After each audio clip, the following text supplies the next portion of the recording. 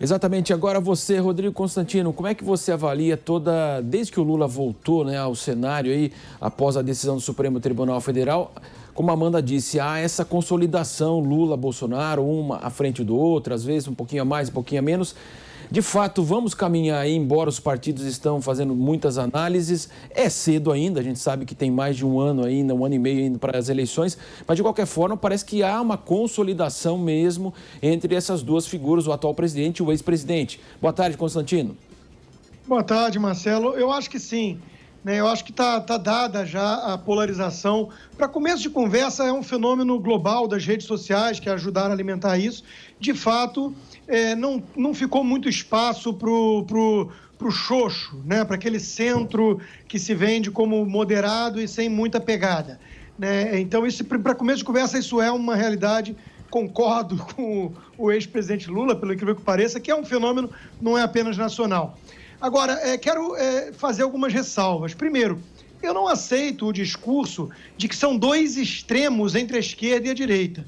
Veja, o ex-presidente Lula, e é lamentável alguém como ele ter alguma chance de voltar ao poder, não só um corrupto, né, um ladrão que não fosse a ajuda suprema hoje preso como deveria estar, como ele é um radical, de fato. Ele é do Foro de São Paulo, ele defende a ditadura venezuelana, ele apoia o governo argentino, que vem sendo um fiasco e está destruindo a Argentina. E do outro lado nós temos o quê? Um governo que você pode fazer críticas, principalmente a postura pessoal do presidente, mas que tem lá um baita ministério técnico, né? O próprio ministro Paulo Guedes, mas vários outros também, uma reforma, uma agenda reformista decente, né? E que não tem nada de absurdo ou radical, e que respeita as 4 linhas da Constituição, como diz o próprio presidente. E sem nenhum escândalo de corrupção até aqui. Então, eu começo fazendo a ressalva de que eu não aceito equivalência aqui. E me causa muita espécie ver na mídia já tanta gente tentando normalizar um bandido radical, picareta, safado, ladrão, bajulador de ditadores, como é o caso do Lula. Além disso, por que a terceira via não decola? E aí é muito simples, na minha opinião, porque não existe terceira via. O que nós estamos vendo é um bando de tucano que é de esquerda e que, se tiver que descer do muro, desce sempre do lado esquerdo e no colo do PT. Então, essa turma toda, dessa meiuca canhota, como eu passei a chamar, essa turma toda passou a demonizar o presidente Bolsonaro e o seu governo de uma forma demagógica. Parece o PSOL, parece o próprio PT.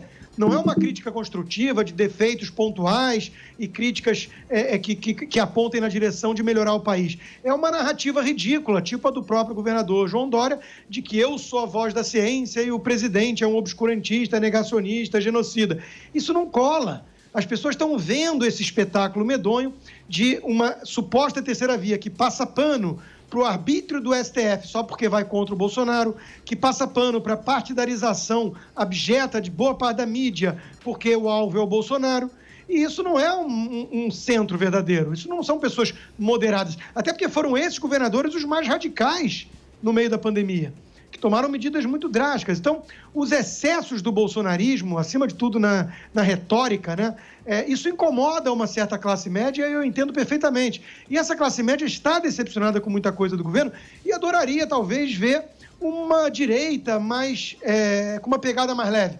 Mas não é isso que se apresenta como terceira via. Não é nem mesmo o centro, né? É tentativa de voltar à velha estratégia das tesouras, onde o PSDB e o PT, como disse o próprio Lula, né, ficavam ali disputando como se fosse realmente alguma coisa entre direita e esquerda ou entre grandes divergências ideológicas, o que não é verdade. Então, enquanto houver ameaça da volta do Foro de São Paulo, dos radicais socialistas, o povo vai olhar para quem realmente oferece resistência a isso. Quem é o antípoda do Lula? Não é o João Dória, não é o Mandetta, não é o Luciano Huck, não é nenhum deles. É o Bolsonaro. Então, está sim a bola dividida entre ambos e o povo vai ter que escolher. O ladrão é socialista ou o presidente que é o tiozão do churrasco.